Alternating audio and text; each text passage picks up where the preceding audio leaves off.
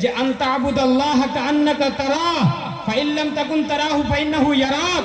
হাদিসে জিবরিল লম্বা হাদিস রয়েছে, মিশকাতের যে লম্বা হাদিস, যেটাকে হাদিসে জিবরিল বলা হয়, সেই লম্বা হাদিসের মধ্যে ইহসানের ব্যাখ্যা এবং ইহসানের সংজ্ঞা করতে গিয়ে নবী সাল্লাল্লাহু আলাইহি ওয়াসাল্লাম বলেন যে ইহসান বলা হয় এটাকে জান তাবুদাল্লাহ কান্নাকা তারা, তুমি আল্লাহর ইবাদত এমন ভাবে করবে যেন তুমি আল্লাহকে নিজের চোখে দেখছো।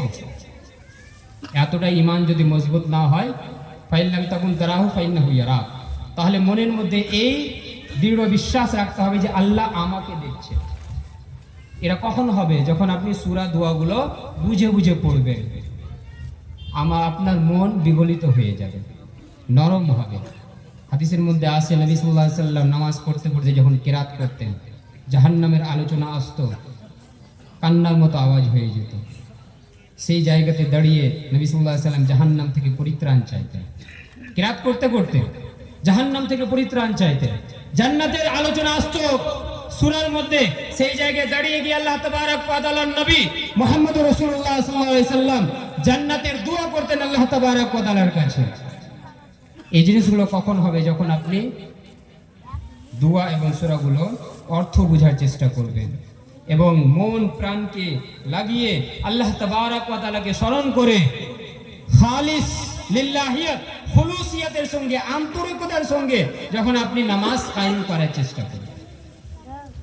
তো ব্রাদার ইসলাম, সম্মানীয় উপস্থিতি, মা ও বোনেরা, বলার উদ্দেশ্য যে সূরা আনকাবুতের মধ্যে আল্লাহ তাবারক ওয়া তাআলা বললেন নবী সাল্লাল্লাহু আলাইহি ওয়াসাল্লামকে যে তুমি কোরআন মাজিদের তেলাওয়াত করো। সেই কোরআন মাজিদের তেলাওয়াত আজকে আমাদেরকে করতে হবে। 2 নম্বরে ওয়াকিমিস সালাহ, নামাজ কায়েম করো। নামাজ অশ্লীল কাজকর্ম থেকে, অশ্লীল কথাবার্তা থেকে দূরে সরিয়ে রাখে। আমরা যদি শান্তি পেতে চাই, মনের আত্মার প্রশান্তি পেতে চাই, আল্লাহর সাহায্য পেতে চাই, নামাজ কায়েম করতে হবে। সেই নামাজের মধ্যে অনেকগুলো জিনিস রয়েছে, অনেকগুলো বিষয় রয়েছে, বলে শেষ করা যাবে না, নির্ধারিত সময়ের মধ্যে আমাকে বলতে হবে। সেই নামাজের মধ্যেই আরেকটা কথা বলি, আপনি যখন তাশাহুদে বসলেন, সেই তাশাহুদে আপনি যে দোয়া করবেন, আত্তাহিয়াতু লিল্লাহি ওয়াস সালাওয়াতু ওয়াত তাইয়্যিবাত, এই যে দোয়া পড়ছেন, তারপরে দারুদ শরীফ আপনি পড়ছেন, আল্লাহুম্মা সাল্লি আলা আল্লাহুম্মা বারিক আলা, যে দারুদ পড়লেন, তারপরে আপনি দুআয়ে মাসুরা পাঠ করবেন। সেই দুআয়ে মাসুরার দ্বারা আপনি কি করছেন দেখেন, আল্লাহর কাছে আপনি স্বীকার করছেন যে আমি গুনাহ করেছি, গুনাহ করে করে আমি নিজের আত্মাকে কলুষিত করে দিয়েছি।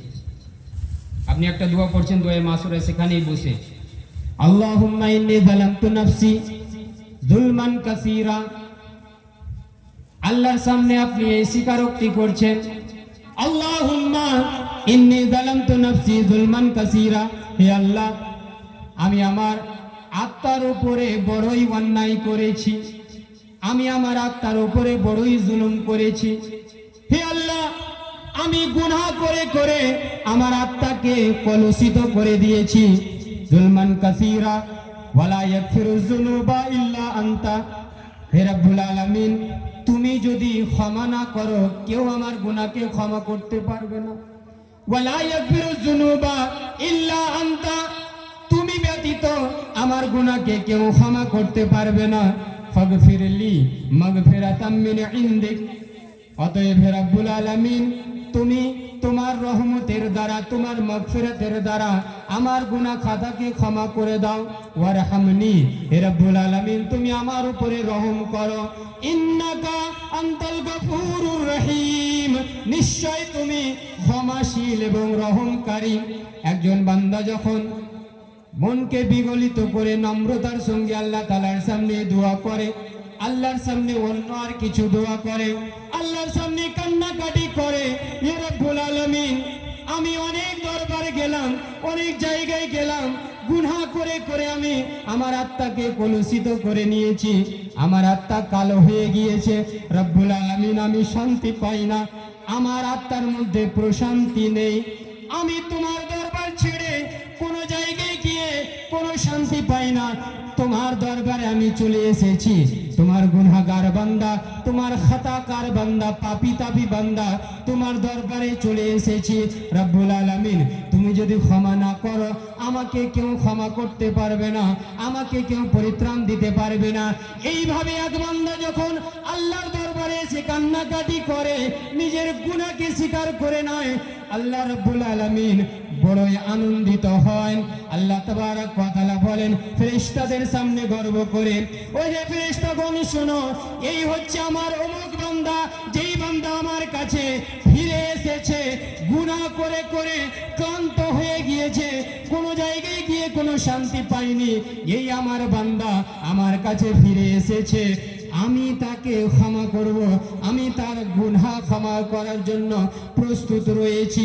রব্বুল আলামিন বড়ই আনন্দিত হন, বড়ই খুশি হন। অতএব আপনাকে এইভাবে, আমাকে এইভাবে আল্লাহর দরবারের কাছে, আল্লাহর কাছে গিয়ে আপনাকে দোয়া করতে হবে, কান্নাকাটি করতে হবে। আল্লাহ তাবারক ওয়া তাআলা ক্ষমা করার জন্য প্রস্তুত রয়েছে।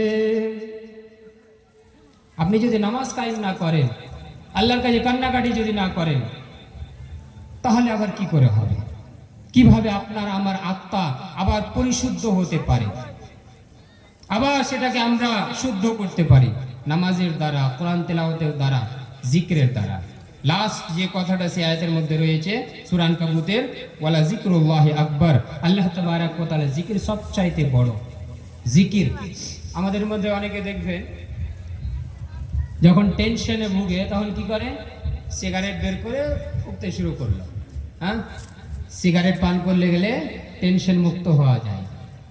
মদ পান করলে গেলে কি করা হয়, টেনশন মুক্ত হওয়া যায়। আজকাল গান শোনার প্রয়োজন পড়ে না, জানেন, রাস্তাঘাটে গান সবসময় চলতেই আছে। তো মানুষ কি বলে, ওই যে গান শুনে আর ওই জিনিসগুলোকে নকল করার চেষ্টা করে, আর কি বলে, মুঝে পিনে কা শৌক নেহি পিতা হুঁ গম ভুলানে কো। হ্যাঁ, এই যে গান চলে, এর মানে কি যে আমরা বলতে চাই যে মদ পান করে আমি নিজের মধ্যে শান্তি আনতে চাই, সিগারেট পান করে মিউজিক শুনে, স্যাড সং শুনে নিজের আত্মাকে শান্ত করতে চাই, কিন্তু শান্ত হবে না। আপনি যদি সত্যিকারে নিজের মনের মধ্যে শান্তি পেতে চান, তাহলে আল্লাহ তাবারক ওয়া তাআলার বলে দেওয়া যে ফর্মুলা, সেই ফর্মুলা আপনাকে ইউজ করতে হবে।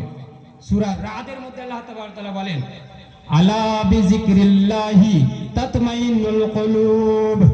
হে সারা বিশ্বের মানব জাতি শোনো, আলা বিজিক্রিল্লাহি তাতমাইন্নুল কুলুব।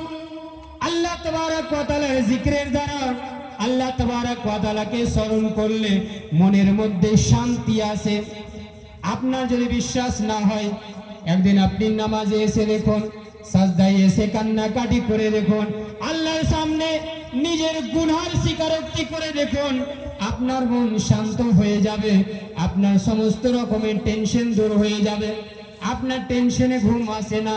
ওযু করে আপনি 2 রাকাত নামাজ পড়ুন, লম্বা করে আপনি কিরাত করুন, লম্বা করে আপনি রুকু করুন, লম্বা করে আপনি সাজদায় পড়ে যান, আল্লাহর কাছে কান্নাকাটি করেন। আপনার জীবনে যা কিছু অসুবিধা রয়েছে, যা কিছু অভাব রয়েছে, সমস্ত কিছু আপনি আলোচনা করুন, আল্লাহর কাছে বর্ণনা করুন। আল্লাহ তাবারক ওয়া তাআলা আমার আপনার কথা শোনার জন্য প্রস্তুত রয়েছে। প্রত্যেক রাতে আল্লাহ তাবারক ওয়া তাআলা, সহিহ বুখারীর রিওয়ায়াত, প্রত্যেক রাতে আল্লাহ তাবারক ওয়া তাআলা এই পৃথিবীর আকাশে নেমে আসেন। পৃথিবীর আকাশে 60টা আকাশ তারকা রয়েছে, আর কতটা ডিসটেন্স রয়েছে, কত গ্যালাক্সি, কত নক্ষত্র, কত কি রয়েছে,